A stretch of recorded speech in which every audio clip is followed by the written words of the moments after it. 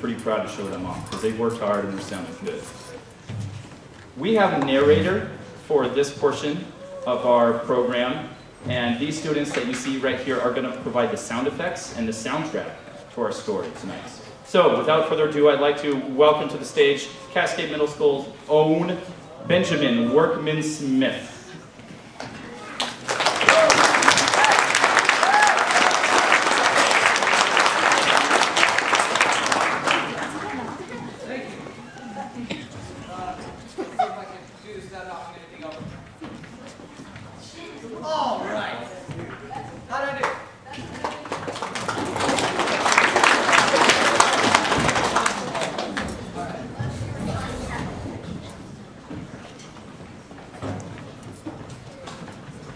Good evening. As Mr. Brumbaugh had gratefully announced, I am Ben Workman-Smith.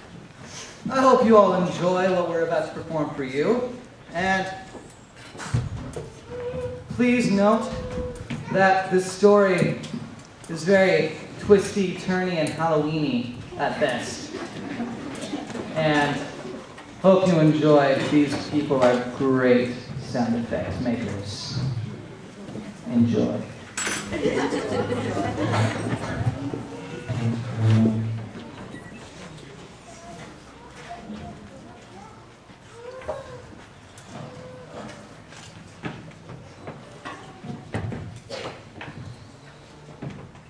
Strap.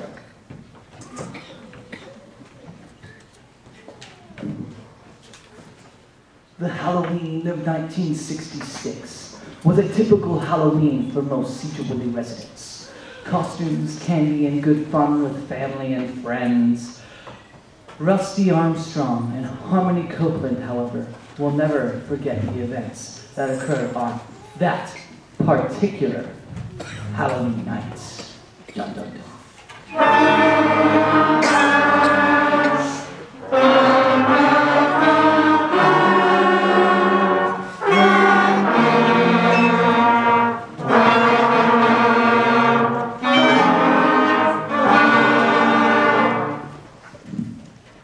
He heard that sound, and it made him run. He burst out the door, adrenaline pumped into his body. His heart was pounding. It felt like his legs were moving through molasses. Faster, he thought. He didn't dare look back, for he knew what was behind him. His only salvation was ahead. He heard the sound again. He was out of breath. He rounded the corner and thanked the stars to see the bus was still there. He panted as he climbed up the stairs. Thanks again for waiting, Mr. Johnson. It's the last time, Rusty. Next time I'm leaving you in my exhaust. Rusty plopped down next to the person he rode the bus with every day. Harmony Copeland, in fact, was much more to Rusty than a bus partner. They'd pretty much been best friends since kindergarten. Them two and Tommy Redmond made a team they called Olo Tripod. Rusty, why can't you get ready in time for the bus? This is the second time you've been late this week alone. Your mom told me the next time you missed the bus, she was going to ground you for a week. Then what would I do?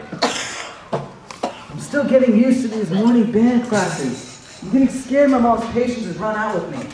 Sometimes when she's irritated with me and tells me she's going to wring my neck, I actually believe she would literally strangle me. Oh no, Rusty, we just drove by. Tommy, stop him here. He isn't here again. Something must be going on. He's been gone since last Thursday. I called last night and nobody answered again. This isn't like him. The bus arrived at school. Rusty and Harmony reported to the band room and heard the beautiful noises of beginning band musicians warming up.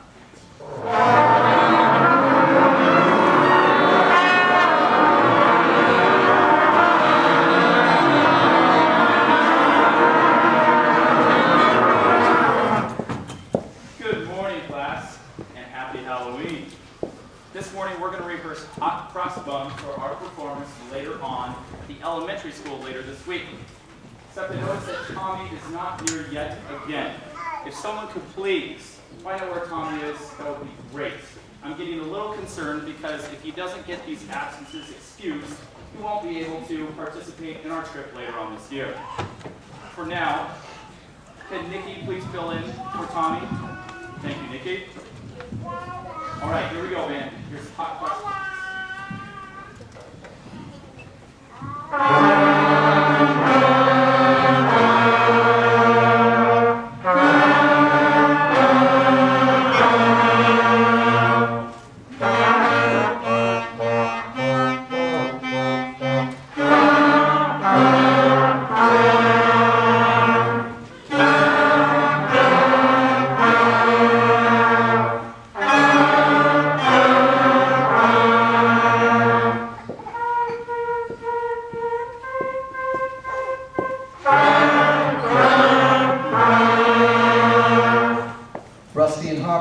Their day at school and went home to prepare for trick-or-treating that night. Rusty put on his blue pants, orange shirt, and sailor hat, and set out the door as Gilligan. He arrived at their meeting spot down the street at 6. A minute later, he saw Harmony round the corner and head his way. Although she had white streaks in her hair and was made up as Lily Munster, a thought occurred to him that hadn't before. She's pretty.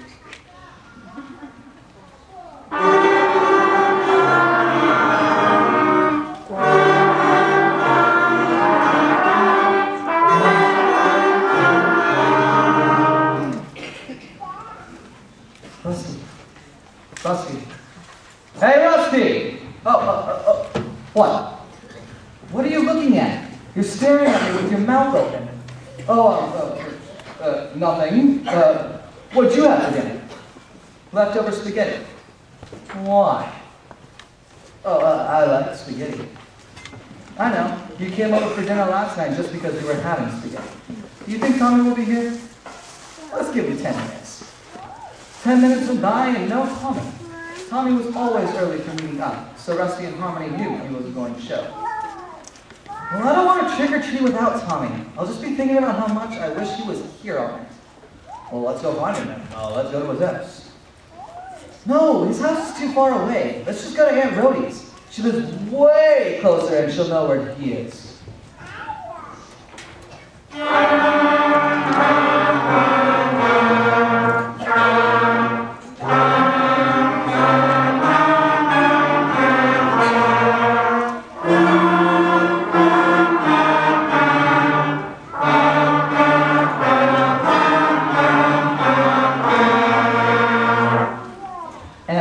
Tommy's aunt and basically second mother to Tommy. In fact, she was a second mother to Rusty and Harmony as well.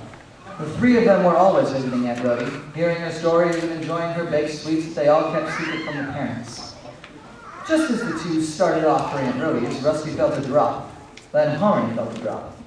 Then they both felt 2 drops. My makeup is going to run! Let's hurry up and get to Aunt Rhodey's!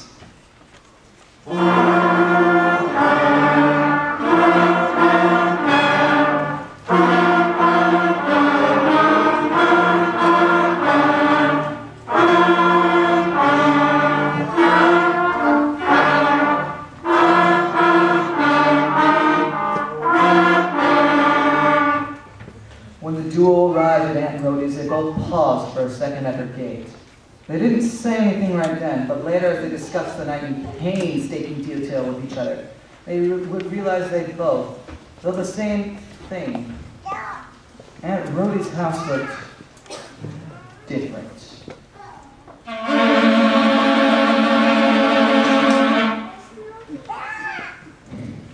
As the two walked through the front gate into the yard, a gust of wind brought a chill and whistle through the trees.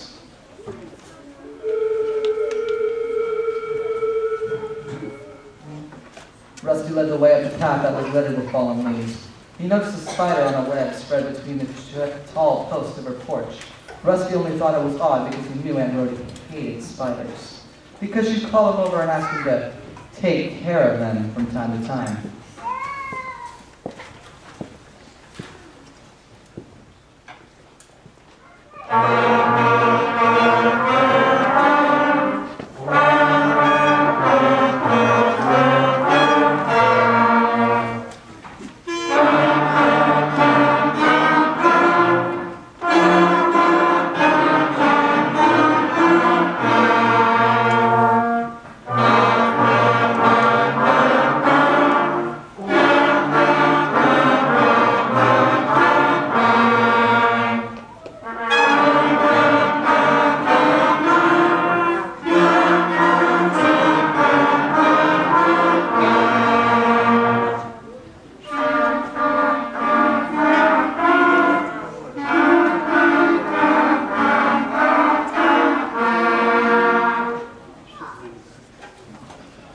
Harmony right behind him, Rusty opened the screen door to call Aunt Rhody to the door, but missed the door as he proceeded to knock. The door opened before his knuckles made contact. Aunt Rhody was there. Rusty, Harmony, it's good to see you. I missed you. We missed you too, Aunt Rhody. We're sorry to be short, but we were worried about Tommy. Do you know where he is? We haven't seen him at school. I'm afraid we had a loss in our family. He's probably coping with the changes in his life. Oh, I'm so sorry. Do you mind if we ask who it was? I think it's better for Tommy to tell you. Can you two do me a favor? Oh, anything, Aunt Rhody. Please deliver this envelope to Tommy. And it is a note from me to him. The sooner the better. I apologize, but I have to go now. Please take care of yourselves. And before either Rusty or Harmony could respond, the door closed. Well, I don't see why we should wait around. Let's get this envelope to Tommy! The two departed to make the trek to Tommy's house.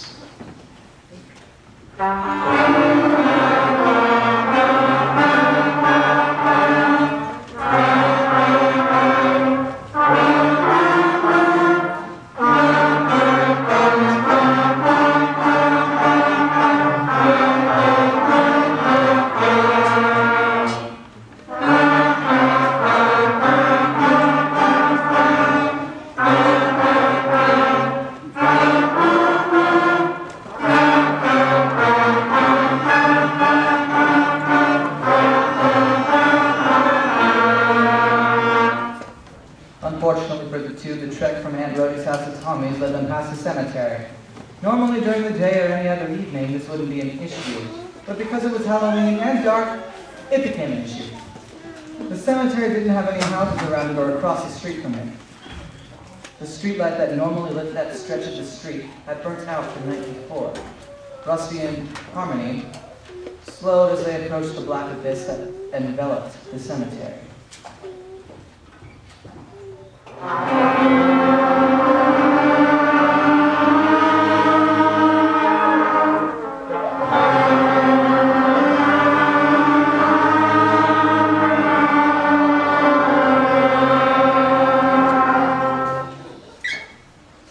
Rusty had this urge to be brave, especially since Harmony was with him, so he reluctantly pushed on, thinking of Tommy and the task given to him and Harmony. As they entered the dark, the two heard a noise come from the cemetery and stopped.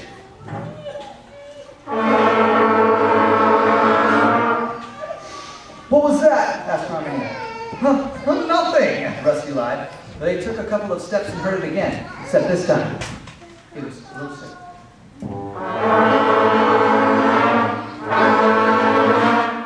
Call me crazy, but that sounded like a shark. In a cemetery? You, my friend, are crazy.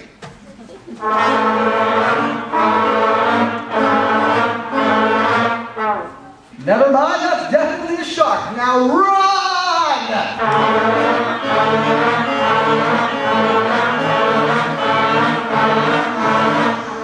Rusty and Harmony ran as fast as they could. Luckily, Harmony was on the soccer team and Rusty had been getting a lot of exercise catching the bus, so they were able to outrun the shark.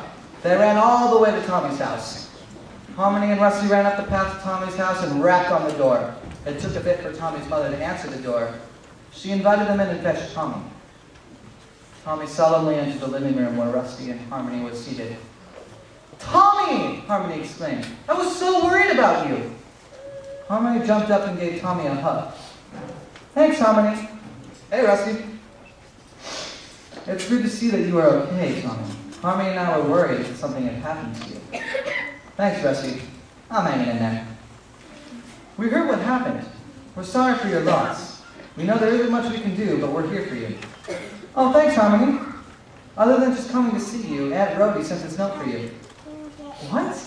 Rusty handed the note to Tommy. We went and saw Aunt Rhody earlier this evening, and she told us to deliver this note for you. So we did. Here it is. Rusty. That's not funny. What's not funny? Rusty, Aunt Rhody died last week.